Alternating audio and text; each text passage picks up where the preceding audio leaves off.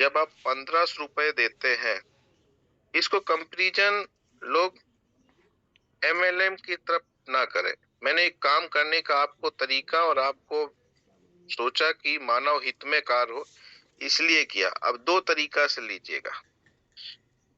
कुछ संस्थाएं यहाँ पे ऐसे हैं जो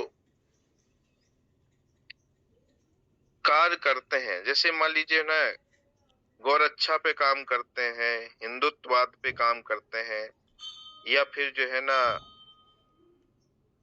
जैसे मान लीजिए एग्जाम्पल तौर पे एक दो लोगों का नाम लेते हैं, जैसे अनुरुद्धाचार्य हैं, और आपके आपके और भी लोग हैं।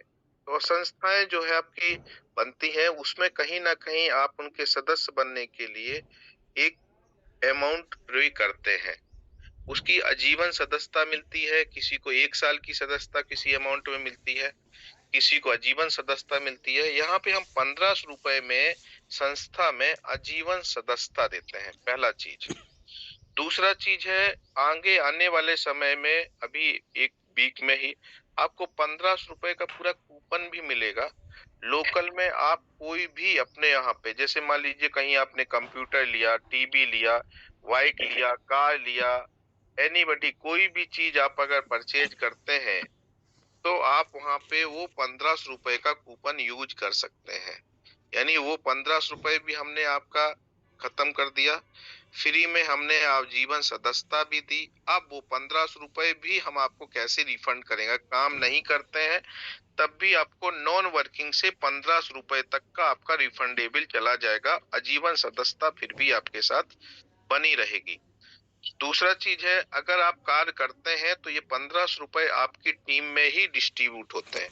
ये डिस्ट्रीब्यूटन कैसे होता है वो आपको समझिएगा। आपका 1500 रुपए में 100 रुपए तो नॉन वर्किंग में चला जाता है। उसके बाद दूसरा हमारा सिस्टम रहता है कि आपका लेबिल इनकम रहता है। लेबिल इनकम में आपका लगभग जो है 450 रुपए आपका उसमें चला जाता है। तो इस तरह से साढ़े जी। पांच सौ रुपए आपका हुआ। आपका जो आपका मैचिंग इनकम है, लेफ्ट राइट का मैचिंग इनकम है, उसमें 450 रुपए चला जाता है। तो आपका लगभग ये मिला के 450, 450, 900 और 100 रुपए आपका नॉन वर्किंग, 1000 रुपए आपका यही खत्म होता है। डिस्ट्रिक्ट कोऑर्डिनेटर का आपका रहता है आपका 4%, 60 रुपए आपका ये रहता है। और आपका जो है ना डिस्ट्रिक्ट स्टेट कोऑर्डिनेटर का रहता है, वो आपका रहता है 5%, 75 रुपए ये टोटल मिला के मान चलिए 150 रुपए आपका ये होता है। तो आपका ये हुआ आपका 1150 रुपए। यहाँ तक क्लियर हुआ? जो भी लोन दिया जाता है, 20% की सब्सिडी मिलती है। 20% की सब्सिडी, 1500 रुपए का 20% जो होता है वो होता है आपका 300 रुपए। तो आपका 300 रुपए हो गए, 1450 रुपए आपका डिस्ट्रीब्यूट होता है। 50 रुपए जो आपका बचता है, उस 50 रुपए में संस्था आपको पूरा वेबसाइट देती है, स्टाफ देती है, और भी सारी फैसिलिटी देती है।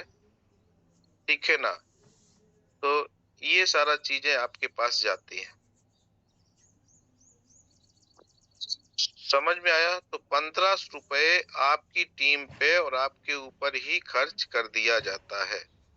तो संस्था नो प्रॉफिट नो लॉस पे सिस्टम काम करती है। संस्था आपको कुछ नहीं देती, एक प्लेटफॉर्म आपको देती है। आप किसी को भी, जितने भी एसोसिएट हमारे ऑल ओवर इंडिया में हमारे साथ जुड़े हुए हैं, काम कर रहे हैं, वो भी नहीं कर रहे हैं वो भी, उनके साथ कोई भी दुर्घटना होती है, कोई भी ऐसी बात होती है जहां पे वो असमर्थ अपने आप को महसूस करते हैं, अकेला महसूस करते हैं, वहां हमारा पूरा एसोसिएट, पूरा फाउंडेशन उसके साथ खड़ा हुआ है। मदद करने के लिए भी, फिजिकली भी मदद करने के लिए तैयार है, और आर्थिक रूप से भी मदद करने के लिए उनके लिए तैयार रहता है।